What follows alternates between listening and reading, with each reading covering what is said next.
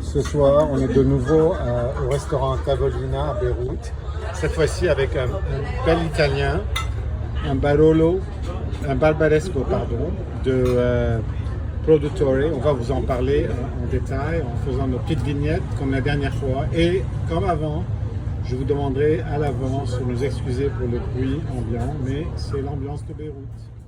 Voilà la bouteille en plus de détails, on fait une petite parenthèse là-dessus. C'est un cru, un des crus du Produttore del Barbaresco, qui est une coopérative dont on a parlé par le passé. Et c'est un de leurs crus, donc Rio Sordo monoparcellaire en 2008, qui est une très bonne année, qui peut vieillir énormément. On en avait une ensemble déjà, j'avais fait une vidéo en anglais, et cette bouteille-là, c'est une autre que j'avais aussi, qu'on a partagé ce soir-là avec Nasri, et donc on va discuter en plus de détails.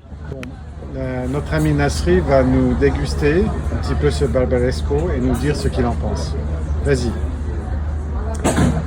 Bien, bonsoir les amis, je suis à Beyrouth avec mon cousin Hassan et nous dégustons un Barbaresco qui est un vin que j'adore. J'adore le Barolo et le Barbaresco. Pour moi, il y a un côté masculin dans le Barolo et un côté féminin dans le Barbaresco. Bon, c'est peut-être dans mon imagination, mais même dans le goût et dans la structure, souvent les Barbarescos sont plus fins, un peu plus élégants et peuvent se déguster un peu plus tôt. Donc on va voir ce que va donner cette bouteille. Il s'agit d'un Produttore del Barbaresco. Pour la petite histoire, c'est le premier Barbaresco que j'ai goûté, c'était un Produttore. Et c'est une coopérative, donc ça peut paraître un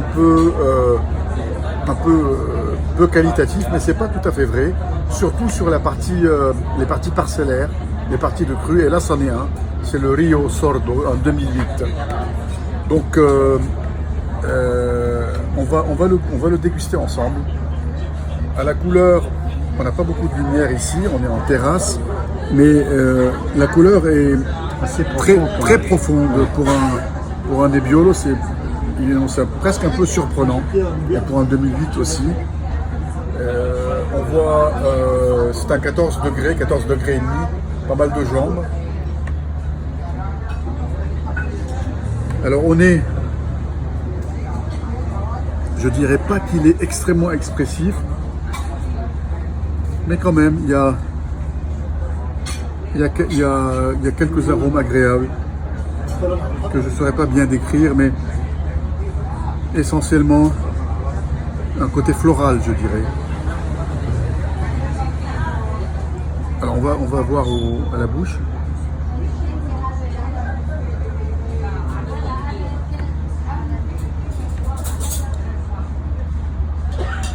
À la bouche, je retrouve le côté amertume un peu que j'aime dans les Nebbiolo, qui est toujours extrêmement typique. Il y a beaucoup de matière, pas mal de corps finalement.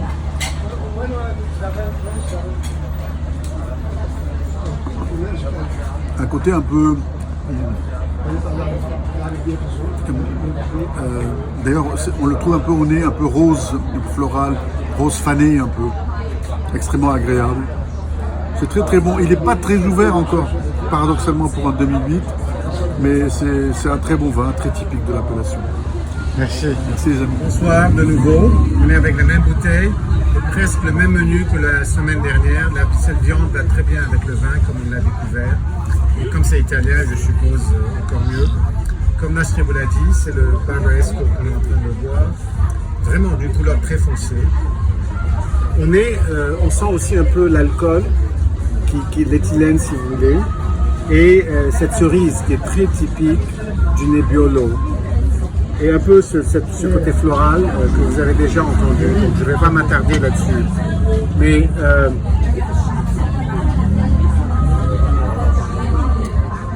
en bouche, c'est un vin qui est quand même encore très tannique. Donc on se demande si c'est une bouteille à laisser encore de côté pendant 10 ans peut-être. Il m'en reste une, je crois que c'est ce que je vais faire. Mais sinon, c'est la matière, c'est un peu...